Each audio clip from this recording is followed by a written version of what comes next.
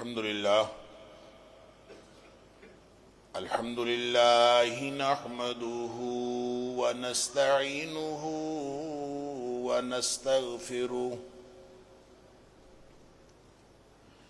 الحمد لله نحمده ونستعينه ونستغفره ونؤمن به ونتوكل عليه ونعوذ بالله من شرور أنفسنا ومن سيئات أعمالنا. من يهده الله فلا مضل له ومن يضلل فلا هادي له.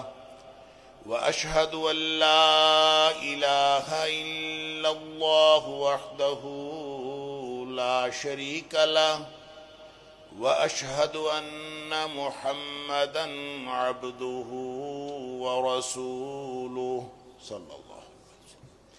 أرسله بالحق بشيرا ونذيرا بين يدي الساعة. فمن يطع الله ورسوله فقد رشد واهتدى ومن يعص الله ورسوله فقد ضل وغوى. فإنه لا يضر إلا نفسه ولا يضر الله شيئا. نسأل الله ربنا أن يجعلنا ممن يطيعه ويطيع رسوله ويتبع رضوانه ويجتنب سخطه. فإنما نحن به وله. أما بعد فإن خير الحديث كتاب الله وخير الهدي هدي محمد صلى الله عليه وآله وسلم. وشر الأمور محدثاتها وكل محدثة بدعة وكل بدعة ضلالة وكل ضلالة في النار. فأعوذ بالله السميع العليم من الشيطان الرجيم من همزه ونفخه ونفثه. بسم الله الرحمن الرحيم. قد أفلح من زكاها وقد خاب من دساها. یقیناً وہ کامیاب ہو گیا جس نے اس کو پاک کیا، اور وہ نامراد ہوا، ناکام ہوا جس نے اس کو آلودہ کیا. صدق اللہ العظیم. اللہ کریم نے ہم سب کو اس دنیا میں امتحان کے لیے بھیجا ہے، اور جب انسان کو تخلیق کیا تو اس کا ایک تو مٹی کا خول بنایا، اور دوسرا اس کے اندر اپنی روح پھونکی. گویا انسان کے اندر اللہ کریم نے دو طرح کی ٹینڈنسیز رکھ دیں، دو طرح کے تقاضے رکھ دیے، دو طرح کے میلان رکھ دیے، ایک جسمانی اور ایک جو اس خول کے اندر اپنی روح پھونکی. وَنَفَخْتُ فِيهِ مِن رُوحِي. اللہ فرماتا ہے اس میں میں نے روح پھونکی، یا پھر فرمایا کہ اس کو پوری طرح برابر کر کے بنا کے، اور پھر وَنَفَخَ فِيهِ مِن رُوحِهِ، پھر اللہ کریم نے اس کے اندر روح پھونکی. گویا ایک روح ہے اور ایک جسم ہے. جسم کے اپنے تقاضے ہیں، روح کے اپنے تقاضے ہیں، لیکن دونوں ایک دوسرے کے اوپر اثر انداز ضرور ہوتے ہیں. جو جسم کے تقاضے انسان پورے کرنا شروع کر دے تو وہ روح کے اوپر اثر انداز ہوتے ہیں، چاہے وہ پازیٹیولی اثر انداز ہوں چاہے نیگیٹولی اثر انداز۔ جب ہم دیکھتے ہیں کہ آج کے دور میں خاص طور پر مغرب میں 1789 کے انقلاب سے لے کر آج تک جتنی ترقی ہوئی ہے وہ ساری کی ساری جسم کے تقاضوں کو پورا کرنے کے لیے، کھانا کیسا ہو، لذت کے لیے کیا ہو، اور جسمانی آرام کے لیے کیا ہو، رہن سہن کیسا ہو، معاشرہ کیسا ہو، پوری کی پوری جو ترقی ہے وہ صرف اور صرف جسم کے تقاضوں کو پورا کرنے کے لیے ہے، روح کے تقاضوں کو انہوں نے نظر انداز کر دیا۔ یہی وجہ ہے کہ اقبال نے کہا تھا کہ شاخ نازک پہ جو آشیانہ بنے گا ناپائیدار ہوگا۔ آپ اگر لذت، جسمانی لذت کی بات کریں تو اس کو آپ آزما کے دیکھ لیجئے۔ دنیا میں جتنی بھی لذتیں ہیں جن کا تعلق جسم کی لذت کے ساتھ، جو اپنی جسمانی اشتہا کے ساتھ، وہ آپ اس کی جتنا مرضی آپ اس کو اوپر جاتے جائیں، اس کا جو اینڈ ہے، اس کی جو اخیر ہے وہ بیزاری پر مبنی ہے۔ جس چیز میں آپ کو بہت زیادہ اشتہا محسوس ہو رہی ہوتی ہے، مثال کے طور پر بھوک لگی ہوئی ہو تو ایسے لگتا ہے جیسے میں سارے جہان کھا جاؤں گا، لیکن ایک روٹی، دو روٹیاں کتنا کھا جائے گا انسان؟ جب وہ کھا لیتا ہے تو وہی کھانا سامنے پڑا ہوتا ہے لیکن اس کو دیکھنے کو دل نہیں کرتا۔ بیزاری کی انتہا ہے۔ الا حاضل قیاس، مثالیں دینے کی ضرورت نہیں ہے۔ آپ دنیا کی جتنی لذتیں ہیں ان کی جو انتہا ہے وہ سوائے بیزاری کی اور کچھ نہیں ہے۔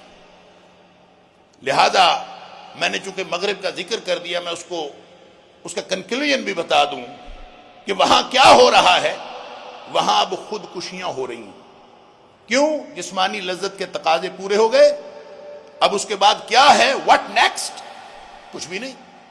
جب آپ نے جسمانی لذت کے سارے تقاضے پورے کر لیے تو اب آپ اگر مرنا چاہتے ہیں تو وہاں جو سب سے زیادہ جن ملکوں کو ہم فیسینیٹ ہمیں کرتے ہیں، سوئٹزرلینڈ ہے مثال کے طور پر، یا جاپان ہے، یا اس طرح کے جتنے ملک ہیں ان کے اندر خودکشی جائز ہے۔ آپ اگر نیٹ کے اوپر دیکھیں تو آپ کو سوئٹزرلینڈ کے اندر ڈیتھ کلینک نظر آئیں گے اور وہاں ریٹ لکھے ہوئے ہیں، جس صرف مرنا ہے تو اتنے پیسے دے کے لوگ مر رہے ہیں۔ کیوں؟ جسمانی لذتوں، جسمانی تقاضوں کی انتہا یہ ہے کہ انسان بیزار ہو جاتا ہے اور وہ پھر کہتا ہے کہ میں اس دنیا سے چلا ہی جاؤں، اب اور تو کچھ رہا نہیں، سب کچھ تو کھا پی لیا، اب کیا کرنا ہے۔ اللہ اکبر۔ اس کی بجائے جو اسلام نے ہمیں اصول دیا ہے، جو اسلام نے ہمیں قانون دیا ہے، وہ صرف جسمانی تقاضوں کا نہیں ہے، وہ ساتھ روحانی تقاضوں کا بھی ہے، بلکہ یوں کہنا چاہیے جسم اور روح کے ساتھ ایک زبردست توازن والا، ایک اعتدال والا سسٹم اللہ کریم نے ہمیں عطا فرمایا ہے۔ نبی اکرم صلی اللہ علیہ وآلہ وسلم فرماتے ان لجسدک علیک حقا، یہ جسم کو نظر انداز نہیں کرنا، اس کا بھی حق ہے۔ لہذا جسم کا اپنا حق ہے، لیکن جو روح ہے، اللہ اکبر، یہ روح کہیں خارجی عنصر ہے، باہر سے آتی ہے۔ یہودیوں نے سوال پوچھا تھا روح کیا ہے؟ کون سی چیز ہے جو نکل جاتی ہے تو ڈاکٹر بھی ہاتھ پہ ہاتھ دھر کے بیٹھے ہوتے ہیں کہ اب تو جان نکل گئی، اب تو روح نکل گئی، آئی تھی تو جان ہے اس میں، نکل گئی تو بس ختم۔ اللہ اکبر۔ اللہ تعالیٰ فرماتا ہے فلولا اذا بلغت الحلقوم، جب یہ یہاں پہنچتی ہے نا، جان نکلتے نکلتے یہاں پہنچتی ہے، اللہ اکبر، وانتم حینئذ تبصرون، تم سب ارد گرد کھڑے دیکھ رہے ہوتے ہو اور جان نکل رہی ہے۔ فرمایا ترجعونہا، اس کو واپس لا کے دکھاؤ، اگر تم سچے ہو اور اس کے بعد کوئی اگلی دنیا نہیں ہے، بعث بعد الموت نہیں ہے، تو اس کو واپس لا کے دکھاؤ۔ ایک چیز اس کے ساتھ شامل ہوتی ہے، جسم زندہ ہو جاتا ہے، نکل جاتی ہے، مردہ ہو جاتا ہے۔ ایک اور چیز بھی ہے جس کو ہم نیند کہتے ہیں، نیند میں بھی یہ نکل جاتی۔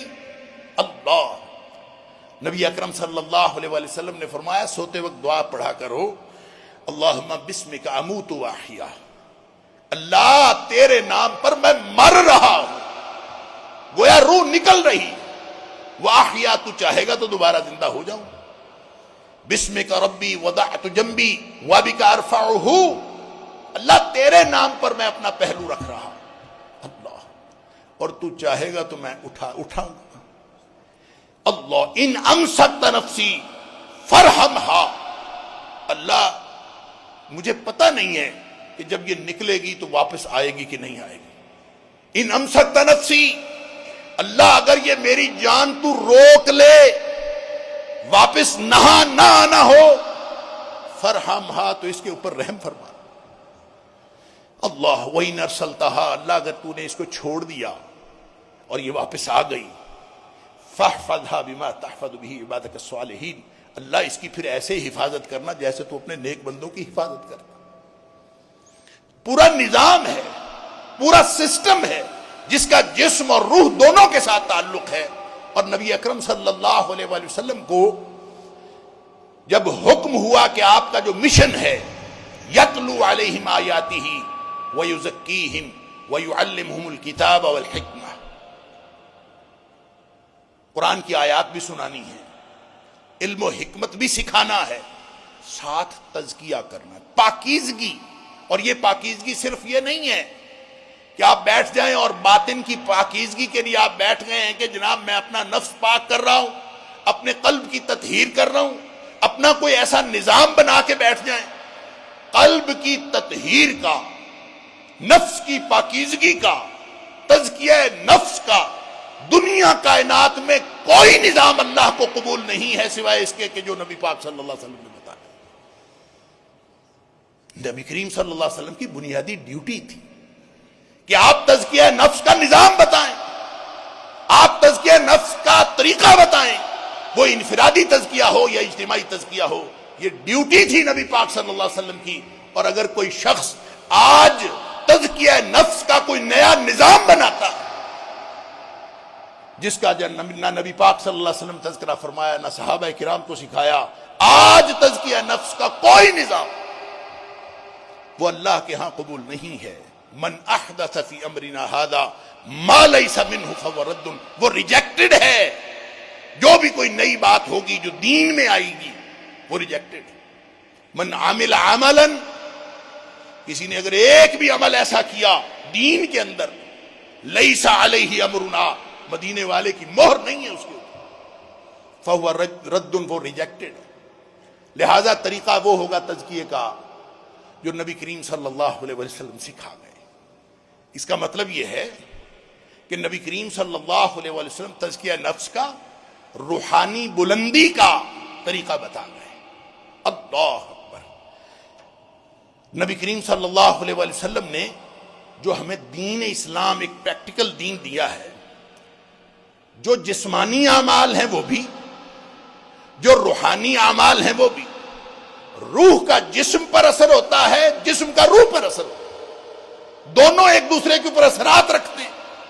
لہذا اگر کوئی شخص ظاہری طور پر عمل کرتا ہے، نماز پڑھتا ہے، ظاہری عمل ہے، یہ ہو نہیں سکتا کہ اس کا روح پر اثر نہ ہو۔ کوئی شخص کسی کے کوئی نیکی کرے، چاہے وہ تنہائی میں کرے، کوئی نیکی کرے، یہ ہو نہیں سکتا اس سے قلب کی تطہیر نہ ہو رہی ہو۔ ہر چیز، جو بھی ایک کوئی چھوٹے سے چھوٹا کام کرتا ہے، اس کا ڈائریکٹ اثر جو ہے وہ دل کے اوپر ہوتا ہے۔ اللہ، قلبی تطہیر ہوتی ہے، اور یہ تطہیر کا ایک نظام ہے جو 5 وقت کی نماز ہے۔ نبی کریم صلی اللہ علیہ وسلم نے فرمایا، آپ نے مثال دی جیسے کسی کے گھر کے باہر نہر ہو اور 5 وقت نہاتا ہو تو کیا میل رہ جائے گی؟ عرض کیا کیسے میل رہے؟ فرمایا یہی مثال 5 نمازوں کی ہے، جو 5 نمازیں پڑھتا ہے میل کچیل ختم ہوتا رہتا ہے۔ اللہ، ایک لمبی حدیث ہے، میں صرف اشارہ کرتا ہوں۔ نبی پاک صلی اللہ علیہ وسلم نے فرمایا تحترقون تحترقون. اور یہ وہ نبی پاک صلی اللہ علیہ وسلم ہیں جن کو کلام کی جامعیت عطا فرمائی ہے اللہ نے, اور جامعیت کلام حاصل ہونے کے باوجود نبی پاک صلی اللہ علیہ وسلم ہر نماز کے ساتھ تحترقون تحترقون 2 دفعہ ارشاد فرمایا اس کا مطلب ہے تم جل رہے ہو, تم گناہوں کی بھٹی میں جل رہے ہو, تم جو کچھ کر رہے ہو اس کے اثرات ہو رہے ہیں, اور تمہارے روح بھی تمہارا جسم بھی اس کے اندر گویا جل رہا ہے. تحترقون تحترقون حتی اذا صلیتم الفجر, شکر کرو آگے فجر کی نماز آ جاتی. حتی اذا صلیتم الفجر, جب اللہ تعالیٰ تمہیں نماز پڑھنے کی توفیق دیتا ہے اور تم نماز پڑھتے ہو تو پھر وہ اس کو غسلتھا, وہ اس کو دھو ڈالتی. ثم تحترقون تحترقون, پھر باہر نکلے, وہی بازار ہیں, وہی منڈیاں ہیں, وہی جاب کی چیزیں ہیں, وہی کاروبار ہے, وہی آنکھیں ہیں, وہی سماعتیں ہیں, سب آلودہ ہو رہی ہیں. اور جب یہ آلودہ ہو رہی ہیں نا تو ساتھ ہی ساتھ دل آلودہ ہو رہا ہے. اللہ فرمایا ثم تحترقون تحترقون, پھر وہی گناہوں کی بھٹی ہے, جل رہے ہو جل رہے ہو. حتی اذا صلیتم الظہر, شکر ہے آگے ظہر کی نماز آتی ہے, تم وہ پڑھ لیتے ہو غسلتھا, یہ اس کو دھو ڈالتی. سبحان اللہ. یوں نبی پاک صلی اللہ علیہ وسلم نے 5 نمازوں کا فرمایا. اور جب عشاء کا فرمایا نا حتی اذا صلیتم العشاء غسلتھا, وہ اس کو دھو ڈالتی ہے, تو اس کے بعد یہ نہیں فرمایا ثم تحترقون تحترقون. سبحان اللہ, کیا نظام ہے, کیا فطری سسٹم ہے. فرمایا ثم تنامون, پھر تم سو جاتے ہو. اس کا مطلب ہے جو عشاء کے بعد سوتا نہیں ہے نا تو وہ کیا کرتا ہے, ثم تحترقون تحترقون, جو سو جاتا ہے وہ بچ جاتا ہے, جو نہیں سویا وہ تو تحترقون تحترقون ہو رہا ہے.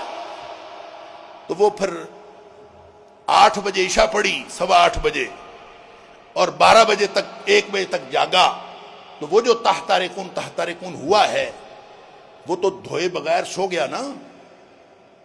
دنیا کائنات کا سب سے بڑا رسک لے لیا اس نے, گناہوں کے ساتھ سو گیا. اللہ, اسی لیے نبی پاک صلی اللہ علیہ وسلم نے حضرت ابو ہریرہ رضی اللہ تعالیٰ عنہ سے فرمایا تھا, ابو ہریرہ سونے سے پہلے وتر پڑھنا نہ بھولنا. کیا مطلب کہ اگر عشاء کی نماز کے بعد کسی نے جاگنا ہے تو عشاء کے ساتھ وتر نہ پڑھے, وہ سونے سے پہلے وتر پڑھ لے. عشاء کی نماز کا حصہ نہیں ہے وتر, وتر رات کی نماز ہے. جس نے اگلے دن صبح اٹھنا ہے, جس نے فجر سے پہلے اٹھنا ہے وہ اس کو مؤخر کر لے, اور جس نے سونا ہے تو وہ سونے سے پہلے وتر پڑھ لے تاکہ وہ غسلتھا ہو جائے اور پھر یہ سوئے. یہ تطہیر کا نظام ہے جو اللہ کریم نے بنایا, اور یہ تطہیر صرف روح کی نہیں ہوتی, انسان کے جسم کی بھی ہوتی ہے. آپ وضو کرتے ہیں, اللہ, وضو ہے, ظاہری تطہیر بھی ہے, باطنی تطہیر بھی ہے.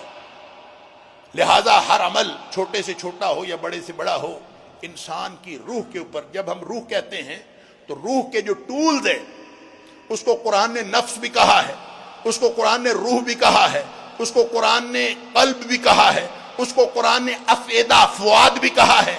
اور یہ جو جتنے باطن کے اس طرح کی جتنے قرآن نے اور نبی پاک صلی اللہ علیہ وسلم نے اس طرح کے جتنے الفاظ استعمال کیے ہیں, یہ انسان کی باطنی تطہیر اور باطنی صفائی کے لیے, اور یہ روح کے ٹولز ہیں. روح ان کے ذریعے عمل کرتی ہے. ڈاکٹروں سے سنا ہے نا آپ نے, وہ فوت ہو گیا, کیوں فوت ہوا؟ یہ حرکت قلب بند ہونے سے فوت ہوا. بھئی فوت ہوتا ہے تو یہ ایک ٹول ہے, وہ چل رہا ہوتا ہے انجن کی طرح, اور وہ اس نے بند ہونا ہی ہے جب فوت ہونا ہے. تو اصل بات ہے وہ روح کا ٹول ہے. روح ان ٹولز کو استعمال کرنا چھوڑ دیتی ہے اور باہر نکل جاتی ہے. وہ کہتے ہیں روح پرواز کر گئی, وہ جہاں سے آئی تھی وہاں چلی گئی. یہودیوں نے پوچھا تھا یسالونک عن الروح, روح کے بارے میں بتائیے, کہاں سے آتی ہے, کہاں جاتی ہے کیا؟ قل الروح من امر ربی, فرمایا یہ تو اللہ کے حکم سے ہے. جب اللہ کا حکم آتا ہے یہ آ جاتی ہے, جب اللہ کا حکم آتا ہے یہ چلی جاتی ہے.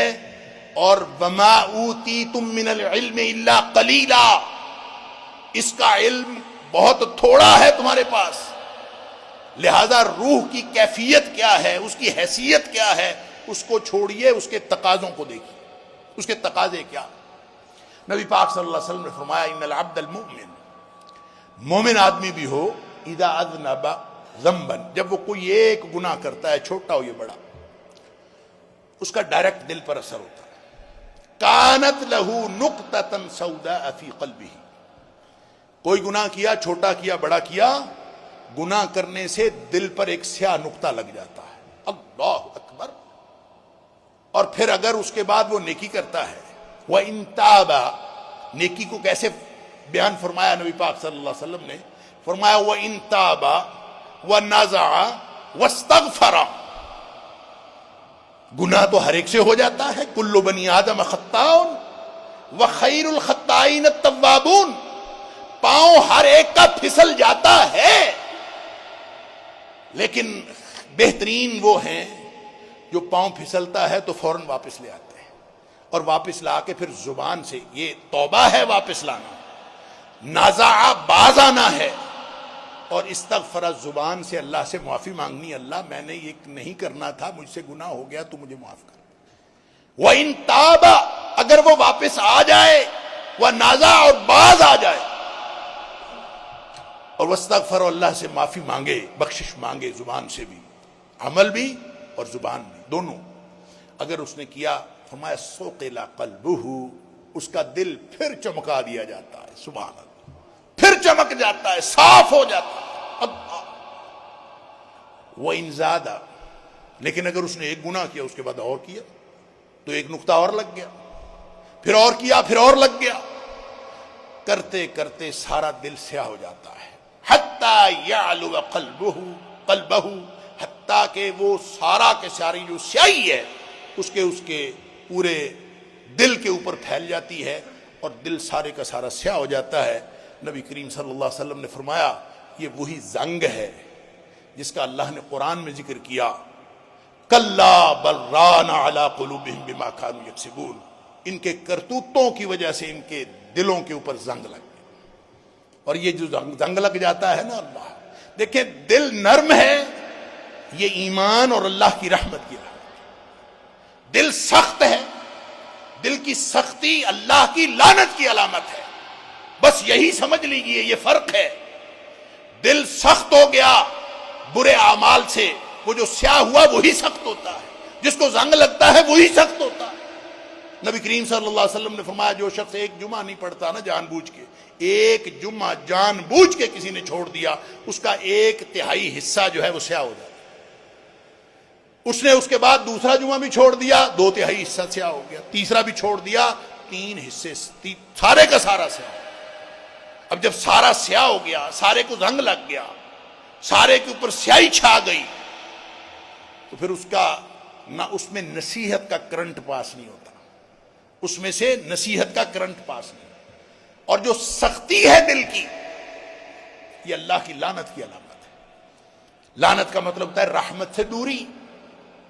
نبی اکرم صلی اللہ علیہ وآلہ وسلم نے فرمایا، آپ صلی اللہ علیہ وسلم کی حدیث عرض کرنے سے پہلے ایک آیت سن لیجئے، آپ نے فرمایا فَبِمَا نَقْضِهِمْ مِيثَاقَهُمْ لَعَنَّاهُمْ، جو بنی اسرائیل نے اللہ کے وعدے توڑے تھے، اہل کتاب نے اللہ کے وعدے توڑے، فَبِمَا نَقْضِهِمْ مِيثَاقَهُمْ، ان کے وعدہ توڑنے کی وجہ سے لَعَنَّاهُمْ، ہم نے ان کے اوپر لعنت کر دی۔ اور جب لعنت ہوئی وَجَعَلْنَا قُلُوبَهُمْ قَاسِيَةً، اور لعنت کا سب سے پہلا اثر یہ ہوا کہ ہم نے ان کے دلوں کو سخت کر دیا۔ دلوں کی سختی یہ اللہ کی لعنت کی علامت ہے، اور دلوں کی نرمی یہ اللہ تعالیٰ کی رحمت کی علامت۔ اور کیسے ہوتی ہے؟ جیسے جیسے آپ اللہ کے دین کا، جیسے جیسے وہ نیکیاں جن کو نبی کریم صلی اللہ علیہ وسلم نے نیکی کہا، آپ وہ کرتے جائیں گے، دل نرم ہوتا جائے گا۔ جیسے جیسے آپ وہ گناہ کرتے جائیں گے جن کو نبی پاک صلی اللہ علیہ وسلم نے روکا، وہ کرتے جائیں گے تو دل کے اوپر نقطے لگتے جائیں گے، اور دل سیاہ اور سخت ہوتا چلا جائے گا۔ اللہ۔ ترمذی شریف کی ایک حدیث ہے، نبی پاک صلی اللہ علیہ وسلم نے فرمایا لا تکثر الکلام بغیر ذکر اللہ۔ اللہ، یہ جو لمبی لمبی گپ شپ کرتے ہو نا، گفتگو کو لمبا، لا تکثر الکلام، زیادہ باتیں نہ کیا کرو بغیر ذکر اللہ، جس میں اللہ کا ذکر نہ ہو، گپ شپ کی محفلیں، لمبی لمبی گفتگو، اس میں اللہ کے ذکر کی کوئی بات ہی نہیں۔ فرمایا لا تکثر الکلام بغیر ذکر اللہ، ایسی باتیں، ایسی گپ شپ، ایسی محفلیں، ایسی مجالس، ایسی گفتگو نہ کیا کرو بغیر ذکر اللہ، جو اللہ کے ذکر کے بغیر ہو۔ کیوں؟ اس لیے کہ ان کثرت الکلام بغیر ذکر اللہ قسوۃ للقلب، جو اللہ کے ذکر کے بغیر کوئی بھی گپ شپ کی مجلس ہو، کوئی بھی گفتگو ہو، وہ دل کی سختی کا باعث بن جاتی ہے۔ اللہ اکبر، ان ابعد الناس من اللہ القلب القاسی، اور لوگوں میں سے سب سے زیادہ اللہ کی رحمت سے دور وہ ہوتا ہے جو سخت دل والا ہوتا ہے۔ اللہ، لہذا مجالس میں بیٹھیں، ایک تو اللہ کا ذکر چلتا رہے، اللہ اور اس کے رسول صلی اللہ علیہ وسلم کی باتیں چلتی، آپ گپ شپ کی مجلس میں بیٹھیں، احتیاط کیا کریں، یا تو تھوڑی دیر بعد کوئی آیت سنا دی، کسی کا ترجمہ کر دیا، کوئی اللہ کے رسول صلی اللہ علیہ وسلم کی حدیث سنا دی، اور اگر ایسا موقع بھی نہیں ہے تو پھر کچھ دیر بعد اللہ اکبر کہہ دیا، الحمدللہ کہہ دیا، سبحان اللہ کہہ دیا، تاکہ ہم ان لوگوں میں نہ آئیں جن کا باطن سخت اور سیاہ ہو جاتا اللہ۔ اور اگر یہ ہو گیا، پیچھے کچھ نہیں بچنا۔ نبی پاک صلی اللہ علیہ وسلم نے فرمایا ان القلوب لتصدع كما يصدع الحديد اذا اصابه الماء، جیسے لوہا پانی میں پڑا رہے تو زنگ آلود ہو جاتا ہے اور بالکل بیکار اور ناکارہ ہو جاتا ہے، فرمایا اسی طرح دل بھی ناکارہ ہو جاتے ہیں، ان کو بھی زنگ لگ جاتا ہے، ناکارہ ہو گیا۔ صحابہ کرام سبحان اللہ، جب ان کو کوئی ایسی خطرے کی بات سنائی دیتی تھی تو فوراً اس کا حل پوچھتے تھے۔ اللہ کے رسول صلی اللہ علیہ وسلم ایک ہی تو دل ہے، اور جس کے بارے میں آپ نے فرمایا ہے کہ الا ان فی الجسد مضغہ، جسم کے اندر ایک ٹکڑا ہے گوشت کا، لوتھڑا، اذا صلحت صلح الجسد کلہ، اگر وہ ٹھیک ہو گیا تو سارے کا سارا جسم ٹھیک ہو گیا، اگر وہ خراب ہو گیا تو سارا جسم خراب، اور ایک ہی ٹکڑا، اس کو اگر زنگ لگ گیا اور وہ ناکارہ ہو گیا تو پیچھے بچا کیا؟ اللہ، نہ تو یہ ٹرانسپلانٹ ہو سکتا، اللہ۔ لوگوں نے کہا کہ ہم نے ٹرانسپلانٹ کر لیا ہے، امریکہ والوں نے بڑا شور مچایا، ہم نے بندر کا دل لگا دیا ہے اور اب جو ہے وہ چلے گا، اور لوگوں نے بڑے سوال اٹھائے۔ ہم چونکہ میڈیا میں آتے ہیں، لوگوں نے ہم سے بھی بڑے سوال کیے کہ انہوں نے تو دل ٹرانسپلانٹ کر دیا ہے، جانور کا دل لگا دیا ہے اور بندہ زندہ ہے، اب وہ چلے گا، تو تم کیسے کہتے ہو کہ یہ دل کے بغیر، یا دل ایک ہی شخص کا ہے اور بس دل ساری جسم کا مرکز ہے، اگر بندر کا دل لگا دیا، کسی جانور کا دل لگا دیا اور وہ چل رہا ہے، تو اب تمہارے پاس کیا جواب؟ ہمارے پاس یہی جواب تھا کہ یہ سارے اللہ کے کام ہیں اور اللہ ہی اس کا جواب دے گا، اور اللہ نے زیادہ دیر نہیں لگائی، بس 4 دن لگایا، 4 دن بعد بندہ مر گیا۔ یعنی آپ کیسے کہہ سکتے ہیں جو اللہ نے قرآن میں بات کہہ دی، جو نبی پاک صلی اللہ علیہ وسلم صادق المصدوق، تو وہ جو لوتھڑا ہے وہی خراب ہو گیا، تو اب کیا کریں گے؟ صحابہ کرام نے پریشانی میں پوچھا کہ اس کی کیا ہے، اس کی وما جلاؤہا یا رسول اللہ صلی اللہ علیہ وسلم، اس کو صاف کیسے کریں؟ وہ صاف ہو سکتا؟ آپ نے فرمایا ہاں ہو سکتا ہے۔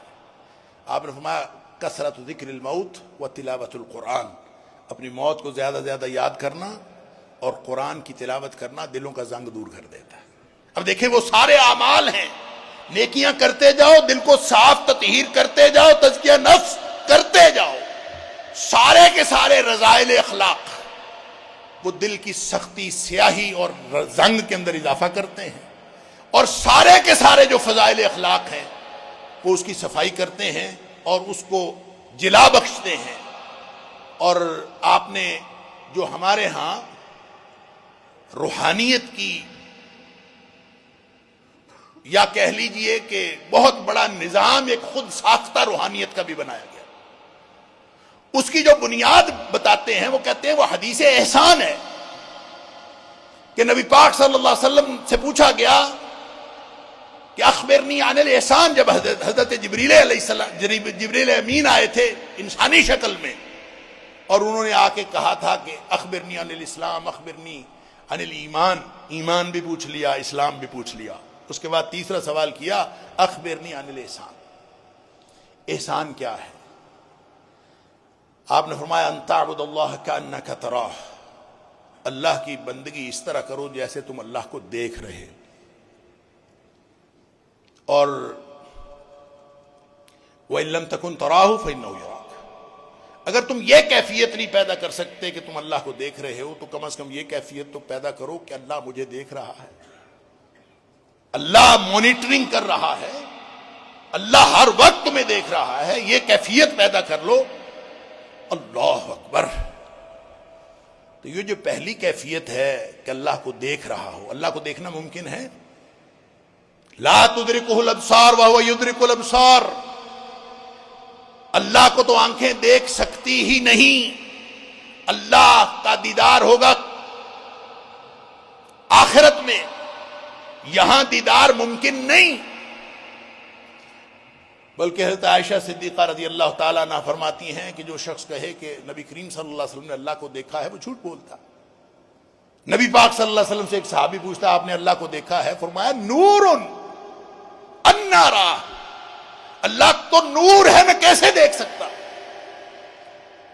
نظر نہیں آتا۔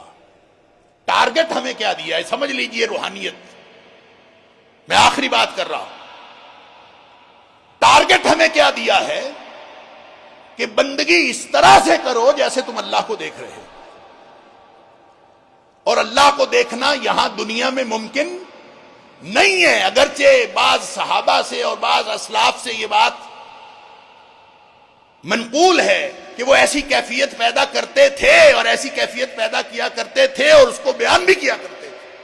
مثلا حضرت عبداللہ بن عمر رضی اللہ تعالیٰ عنہ کے بارے میں آتا ہے، طواف میں تھے، کسی نے کوئی بات کی، رشتہ پیش کیا، انہوں نے اس کو جواب ہی نہیں دیا، وہ بڑا حیران ہوا کہ یہ عجیب آدمی۔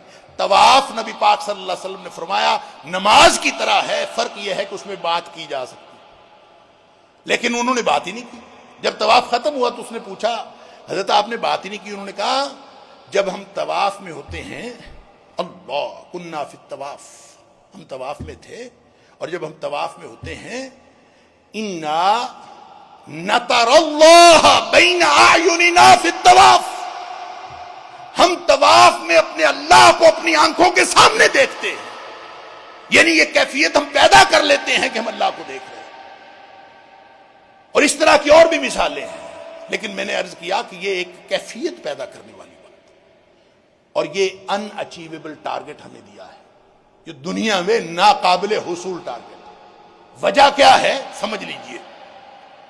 دوسری طرف ہے دنیا کی لذتیں، جو ہی پیک آتی ہے، چوٹی آ جاتی کسی چیز کی، تو اس کے بعد ڈاؤن فال ہے، لذت کی انتہا بیزاری ہے۔ لیکن جو اللہ کے قرب کی لذت ہے نا، جو اللہ کے قرب کی لذت ہے، اس کی انتہا بیزاری نہیں ہے۔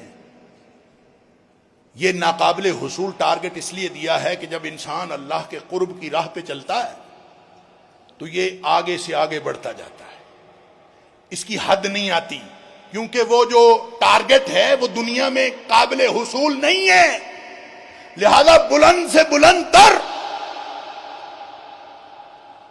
نمازیں پڑھے، تہجد پڑھے، راتوں کو اللہ کے سامنے روئے، ذکر کرے، باطن پاک کرے، ظاہر پاک کرے، اللہ کو دکھائے اللہ میں تیرا ہوں۔ یہ قرب بڑھتا جاتا ہے، بڑھتا جاتا ہے، درمیان میں موت آ جاتی ہے۔ وَاعْبُدْ رَبَّكَ حَتَّى يَأْتِيَكَ الْيَقِينُ، موت آنے تک بندگی کرتا رہے اللہ کی۔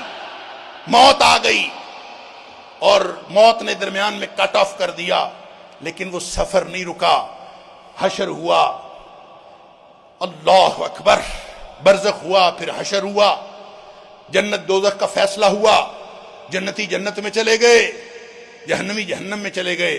نبی اکرم صلی اللہ علیہ وسلم نے فرمایا اللہ اکبر، اذا دخل اہل الجنت الجنت، جب جنتی جنت میں جا کے موج سے زندگی گزار رہے ہوں گے، وَنَادَى مُنَادٍ، ایک منادی کرنے والا فرشتہ آ کے منادی کرے گا، یا اہل الجنہ، ہو جنتیو، ان لکم عند اللہ موعدا، اللہ نے تم سے ایک وعدہ کیا تھا، یرید ان ینجزکموہ، اللہ اپنا وہ وعدہ پورا کرنا چاہتا ہے۔ جنتی حیران ہو جائے، قالوا الم یبید وجوہنا وینجنا من النار ویدخلنا الجنہ، اللہ نے ہمارے چہرے روشن نہیں کیے، ہمیں جہنم سے نہیں بچا لیا، ہمیں جنت عطا فرما دی، سب کچھ تو مل گیا، کیا رہ گیا باقی؟ ابھی وہ آپس میں یہ بحث کر رہے ہوں گے، نبی کریم صلی اللہ علیہ وسلم فرمایا فیکشف الحجاب، اللہ اپنا حجاب ہٹا دے گا اور دیدار کروا دے گا۔ سبحان اللہ، جب وہ دیدار، یہ ہے سسٹم جب مکمل، یہ روحانیت کی انتہا ہے، یہ ہے وہ روحانیت، وہاں جا کے دیدار ہوگا، اور جب دیدار ہوگا تو جنتی اللہ اکبر، ما اعطاہم اللہ شیئا احب الیہم من النظر الیہ، اللہ کی دیدار سے جو لذت نصیب ہوگی، بات لذتوں کی تھی، جو لذت اللہ کے دیدار سے نصیب ہوگی اس کے سامنے جنت کی ساری نعمتیں بھی ہیج ہوں گی۔ اللہ تعالی ہم سب کو وہ روحانیت عطا فرمائے۔ وآخر دعوانا الحمدللہ۔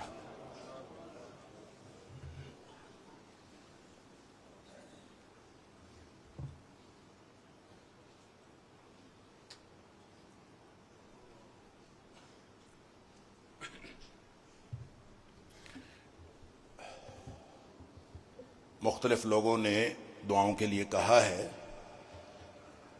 ڈاکٹر مشتاق صاحب کی اہلیہ بیمار ہیں، انہوں نے بھی دعا کی درخواست کی ہے، ان کے لیے بھی دعا کر دیں، اللہ تعالیٰ ان کو شفائے کاملہ و عاجلہ عطا فرمائے، اور دیگر جتنے بیمار ہیں اللہ تعالیٰ سب کو شفائے کاملہ و عاجلہ عطا فرمائے، اور اسی طرح جتنے بھی مرحومین ہیں سب کے لیے مغفرت کی دعا کر دیا کریں۔ یہ جب ہم نماز کے لیے، جمعے کے لیے بیٹھے ہوتے ہیں مسجد میں، تو سب کو اللہ دیکھ رہا ہوتا ہے، ہم اللہ کے لیے آئے ہوتے ہیں، تو دعا میں کنجوسی نہ کیا کریں، سب کے لیے دعا کر دیا کریں، اللہ تعالیٰ دعائیں قبول فرماتا ہے، اور خاص طور پہ وہ دعا جب آپ کسی ایسے شخص کے لیے کرتے ہیں جو وہاں موجود نہیں ہے، تو اللہ تعالیٰ ایک فرشتہ مقرر کر دیتا ہے جو آپ کے لیے دعائیں کرنا شروع کر دیتا ہے۔ لہذا دعاؤں میں کنجوسی نہ کیا کریں، اللہ تعالیٰ جتنے بیمار ہیں سب کو شفائے کاملہ و عاجلہ عطا فرمائے، جتنے مصیبت زدہ ہے اللہ سب کی مصیبتیں دور فرمائے، اور اللہ تعالیٰ ملک پاکستان پر رحمت فرمائے، اللہ تعالیٰ تمام بلاد اسلامیہ کی حفاظت فرمائے، اللہ تعالیٰ اسلام اور مسلمانوں کے دشمنوں کو نیست و نابود فرمائے، اللہ تعالیٰ ہم سب کی دنیا بھی بہترین کرے، اللہ ہماری آخرت بھی بہترین کرے، اور اللہ تعالیٰ ہم سب کو جنت الفردوس کے اندر نبی کریم صلی اللہ علیہ وآلہ وسلم کی ہمسائیگی میں اکٹھا فرمائے۔ الحمدللہ الحمدللہ نحمده ونستعینه ونستغفره ونؤمن به ونتوکل علیہ ونعوذ باللہ من شرور انفسنا ومن سیئات اعمالنا من يهده الله فلا مضل له ومن يضلل فلا هادي له واشهد ان لا اله الا الله وحده لا شريك له واشهد ان محمدا عبده ورسوله صلی اللہ علیہ وسلم۔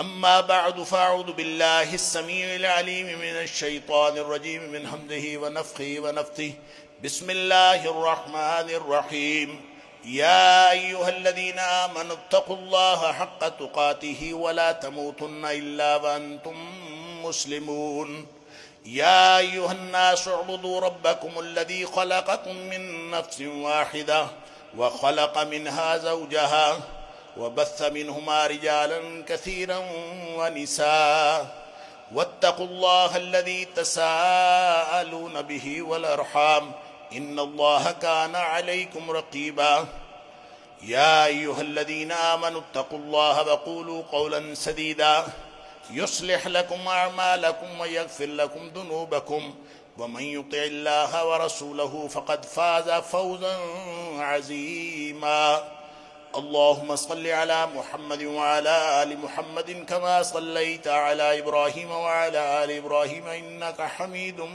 مجيد اللهم بارك على محمد وعلى آل محمد كما باركت على إبراهيم وعلى آل إبراهيم إنك حميد مجيد اللهم اغفر لنا اللهم اللهم اغفر لنا اللهم اغفر لنا وللمؤمنين والمؤمنات والمسلمين والمسلمات وألف بين قلوبهم وأصلح ذات بينهم وانصرهم على عدوك وعدوهم.